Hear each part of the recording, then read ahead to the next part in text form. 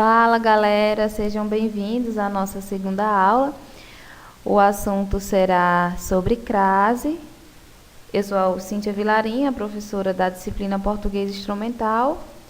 E, como vocês estão vendo aí na tela, o meu e-mail, em surgimento de dúvida, podem entrar em contato comigo. Então, sem mais delongas, vamos começar a nossa segunda aula. Primeiramente, vamos saber o que é crase. A crase nada mais é a fusão de duas vogais da mesma natureza. E na língua portuguesa, a gente assinala o acento de crase com um acento grave.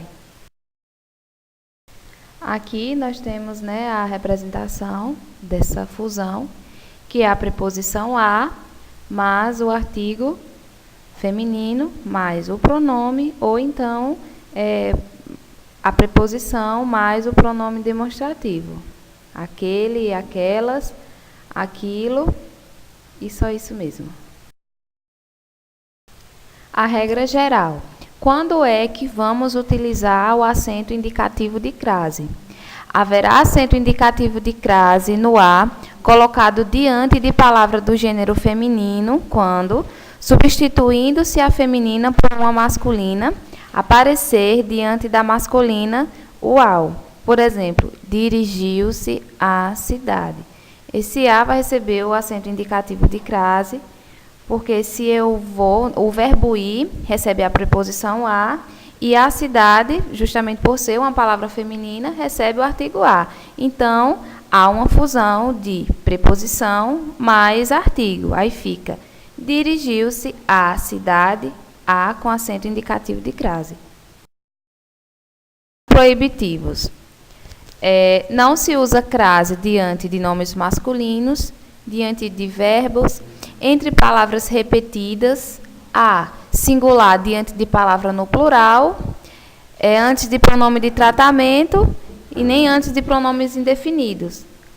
Mas, claro que tem uma exceção, As outras pode receber o acento indicativo de crase, o a que antecede esse pronome. Uso da crase, nomes geográficos. Por exemplo, vou à Bahia. Esse a vai receber o acento indicativo de crase, por quê? Porque o verbo ir recebe a preposição a, e a Bahia, por ser uma palavra feminina, aceita o artigo a.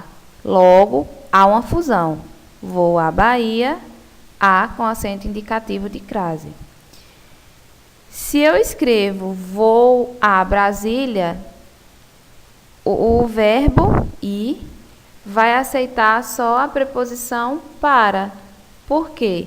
Porque eu nunca digo vou para a Brasília. Eu sempre falo vou para Brasília. Brasília não aceita o artigo a nesse caso. Logo, não haverá acento indicativo de crase.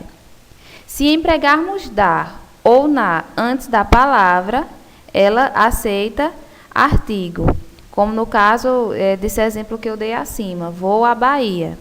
Se nós empregarmos apenas a preposição de ou em, ela não aceita. Como esse exemplo aqui de Brasília. Eu vou em Brasília, eu venho de Brasília. Então, não precisa o acento indicativo de crase. Eu vou dar esse exemplo aqui só para poder vocês fixarem direitinho. Quem vai a e volta da, logo, crase haverá. Quem vai a e volta de, não tem crase. Por exemplo, se eu vou a São Paulo, eu volto de São Paulo. Então, eu não posso escrever vou a São Paulo, eu não posso colocar o acento indicativo de crase no a, porque eu volto de São Paulo. Então, aqui temos alguns exemplos de fusão da preposição com o artigo a. Deu recado para a diretora. O a vai receber o acento indicativo de crase. Estava a porta da miséria, vai receber, porque eu posso substituir esse a pelo na. Estava na porta da miséria. Chegaremos pelas 5 horas. chegaremos às 5 horas. A Globo associou-se a. O verbo associar recebe a preposição a, né? Então, logo, há uma fusão. Casos especiais. Com a palavra casa. Volte cedo à casa. Esse a não precisa receber o acento indicativo de crase.